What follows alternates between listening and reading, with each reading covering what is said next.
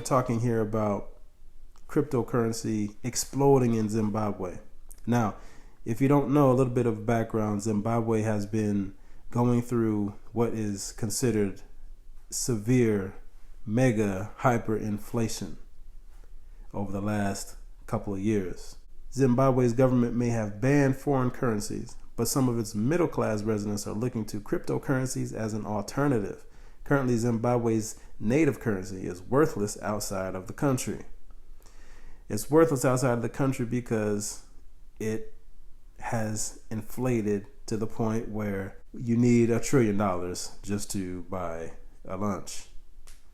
Tech-savvy Zimbabweans are putting their money in Bitcoin to preserve their wealth, and demand is booming in the country, according to recent reports. Despite Zimbabwean authorities banning banks from processing Bitcoin-related transactions, that has not stopped a growing minority in the country from buying cryptocurrencies. Its increased demand has been stoked by fears of another hyperinflationary crisis in Zimbabwe. Just last month, the country's inflation rate rose to 175%, and many fear that it will get worse. Now, picture yourself in a country where the inflation rate gets out of control. Not just Zimbabwe. It could be Turkey. It could be Italy. It could be Venezuela. It could be Argentina. These places recently, we're not talking about something from World War II. We're not talking about something that's 50, 60, 70, 80 years ago that is written about in history books, or you can find it on some documentary on YouTube. No, we're talking about current events. Over the last several months, over the last couple of years, we've seen this happen. Now picture yourself in a country like one of those that I've just mentioned, where all of a sudden your paycheck is worth less between the time when you receive it and the time that you cash it or deposit it or go to take some money out to buy groceries. And all of a sudden, $300 feels like $100 or feels like $75. A few weeks later, that same $300 now feels like $25 because the inflation rate is so ridiculous that you need 5, 10, 20, 30, 40, 50, 100 times the amount of money, the amount of face value that you needed just a few months ago.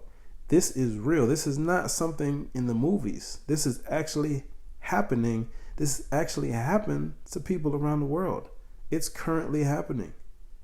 Now, what if there was something that you can invest in that could hold its value much, much better? Would you invest in it? I would hope the answer would be yes, because that's certainly what I would do. I would want to protect my money, my wealth. Instead of seeing your wealth just disappear, seeing your money disappear before your eyes over a course of a couple of years, wouldn't you want to hold on to that? Well, most likely the answer is yes. And this is what people are doing in Zimbabwe. This is what people have been doing in Venezuela and Argentina. This is what people are doing in Turkey. They have been doing this.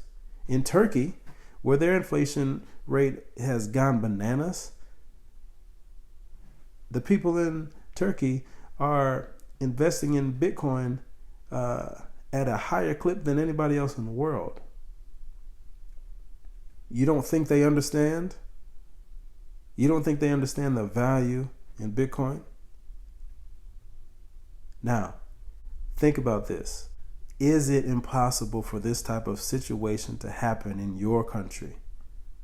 Is it impossible to imagine that your fiat currency suddenly becomes worth less and less and less and less in a very rapid time frame?